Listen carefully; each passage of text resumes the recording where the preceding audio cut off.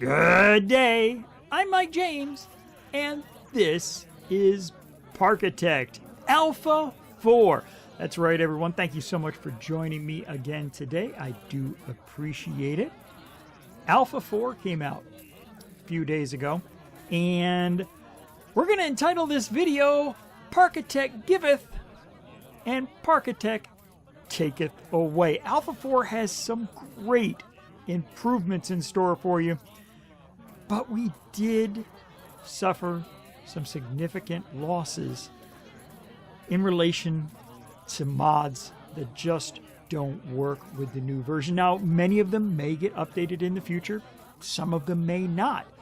It's one of those things when you're playing this game, and when I'm not talking about playing Parkitect, I mean playing the game of playing a pre-release version. You have to understand that as content gets made, things change, and sometimes, especially user-made content, may no longer function, especially when we have a big update like what we did here in Alpha 4. In the end, I think it's all for the best. Hang on tight. The Alpha 4 is coming right at you.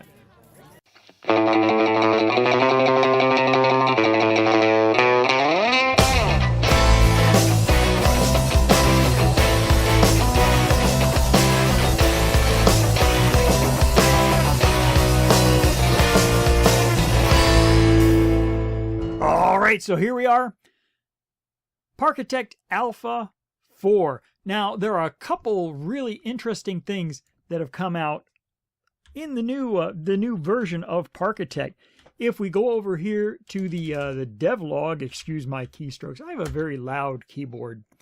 And if we go to the devlog here, you will notice that a couple new things have come out for Alpha 4. One of them is we are getting a spinning coaster. Basically, it's a small roller coaster where the cars can spin. Now, we've had this previously as a mod to another type of coaster, but now we actually have a rotating coaster itself where the cars actually spin around as you go around curves and everything. One of the other updates that they've been working on is the sound design. You probably have noticed if you've played Parkitect for any length of time that sometimes the sounds seem a little off. And when I mean off, I mean things that are close to you, you can hear, but things that are really far away, you could still hear them just like they were right next to you. And if you look here at the devlog, you'll see that one of the big problems is the isometric view that they have makes some things look like they're right on top of each other. But if you go out here to a view from the other side, you'll notice that one of these items is up high in the air and fairly far apart, but because of the way the view looks, they look like they were right on top of each other. They're trying to tweak that, and they did make a lot of changes to the sound design, and they did mention that be aware that the sounds may be a little different, and they are still tweaking it. One of the really fun things about this game is just all the realistic sound effects. You know, the devs actually went out and recorded sounds at real parks so that they could edit them and model them into the game. And I think that's really neat. And it does help with the overall immersiveness of the game. Now, as far as the actual changelog, you'll notice at the top, significant performance improvements. We'll look into that. The spinning coaster we talked about. There's a new ride called the 4D Cinema. It's basically just, we've already got a modded cinema in there. Same thing, people go in, they sit down for 30 seconds and they come back out. It's like a stationary ride. Customizable colors for some shop products. Now this is interesting. Things like balloons and hats and things like that, you can now recolor a lot of them. And the neat thing here is you could have kind of a theme in certain areas of your park, or you could set it so that each shop over the whole park will have the same color items. I really like that. Now, I played around with it a little with the balloons, and the thing is you either have multicolored balloons or you have just one color balloon, and the just one color balloon really doesn't work that well. I'm afraid they need to add multicolored, and you could choose 4 or 5 colors for the balloons to really make that work. Because right now, if you just make them one color, it just doesn't look right to me. They added the delete tool, and this is the tool we talked about previously, where you can just, like you do with you're making your blueprints, you can just select a whole bunch of stuff, hit one button, and delete it all. So important, because as I've said before, if you lay something down as a blueprint and you misplace it, it took you like 3, 4, 5 minutes to delete all the pieces and then hopefully place it correctly the next time.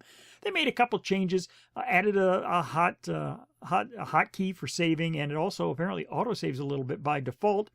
More rebindable keys, and they've added some debugging tools so that if you have a crash, it'll actually put something in a text file that you can send to the developers and or the mod maker. I think that's really great.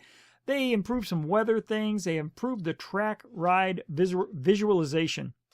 What that is it used to be that each piece would have just one color. So if you made a really long piece, it would just be that same visualization color for how fast or how many Gs. Now they've broken that up, so things like loops, which are naturally one piece, show you the speed as they go up, and it gets slower at the top and then comes back down. That's a real good quality of life improvement. They also did some behavior modifications, especially for the janitors. If you ever noticed your toilets didn't get cleaned as much as they needed to, they've fixed that. They've increased the default guest spawn rate by 25%. And they've done a couple other things, including correcting some minor things when you place objects down on unlevel terrain. And a couple errors got fixed and everything. But the real one I want to talk about here is the performance improvements. Now, we'll go ahead and we'll show you a couple things, but the first one I want to talk about here is the performance improvement. If you look here, I made 2 parks. And these parks are just generic, quick throw together parks. The first one I made here is a park with just paths, some food stalls and vendor stalls, and 1,000 peeps. So if you take a look here, this is on Alpha 3. Alpha 3, we have 1,000 peeps walking around, and if you look in the lower left-hand corner, there's my frame rate of 14 frames a second. Now, keep in mind, I am running a Core i7 3.6 gigahertz, a Radeon RX 480, stock clock speeds, and 16 gigabytes of RAM. So, not the fastest computer in the world, but certainly not a slow one. Not bad. 13 frames per second with 1,000 people isn't that bad. Now let's go ahead and go to another park that I quickly threw together. Now, the reason I didn't use one of my pre-made parks for this is because some items have, some mods no longer work, and so I wanted to make one that would be the same in both parks. I didn't want to accidentally have some pieces in one that weren't in the other. So I just went and got some blueprints and threw a bunch of stuff together and made this very dense park. Now, it's not a functional park. It's just a bunch of building pieces put together. But if you look here, you may not be able to tell how dense that is, but this park, aside from the 2 roller coasters, but inside the roller coasters, there are just tons of buildings and walls and windows and roofs. This has a lot of custom scenery in it. And if you look, Alpha 3, that's the previous version, I'm getting about 7 to 8 frames per second when I zoom all the way out. Now, when I zoom in, it gets much, much better. But when you're zoomed out and you're trying to move around the park, it really stutters and is slow. Not a good experience. There's a couple peeps walking around, but 99% of what you're getting here is just from buildings. And you notice I don't have anything running, nothing is turned on. So this is just the impact that you're having when you have the actual structures, the actual overhead cost of having these buildings. Now let's move on to the new version, Alpha 4. Alpha 4, we'll get over here, and here's our 1,000 peeps again. And I'm getting between 19 and 20 frames a second all the way zoomed out. And as I said before, when you zoom in to the normal play level, the frame rates go up significantly, and you're not going to have 1,000 people just squished together like this in a normal park. So 20 frames per second, that's quite an improvement. That's about a 25% improvement over what we had with Alpha 3. So we're getting about 25%. It's actually close to 30% the way the math works. So you get, let's say, 25% less with Alpha 3. You get 30% more with Alpha 4. However you want to look at it. I'm getting about a quarter more frames. That's a pretty good improvement. I mean, just from this one update, we're improving your frames per second by that much. That is astounding. But it's not as astounding as what I'm going to show you here. Here we are, Alpha 4, with that stress test I made with all those pieces.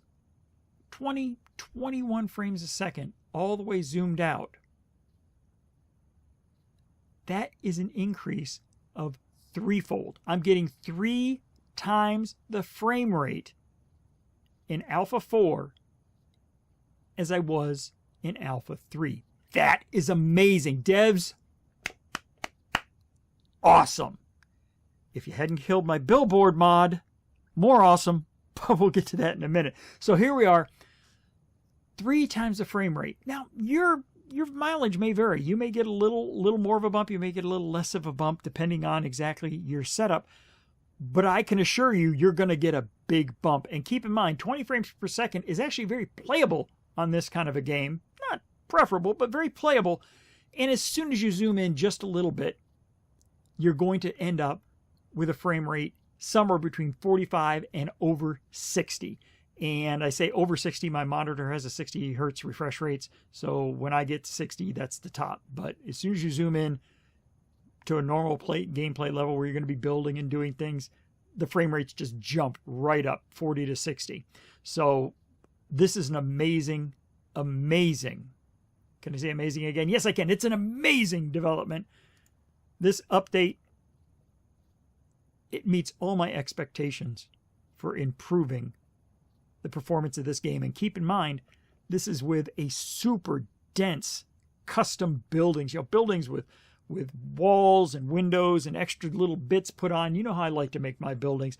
When you're making a regular park with rides and things inside of it, your improvements may be even better. That's scary. If you could, even if they're not. 3 times the frame rate is great. Now let's talk about some of the stuff that is not so great.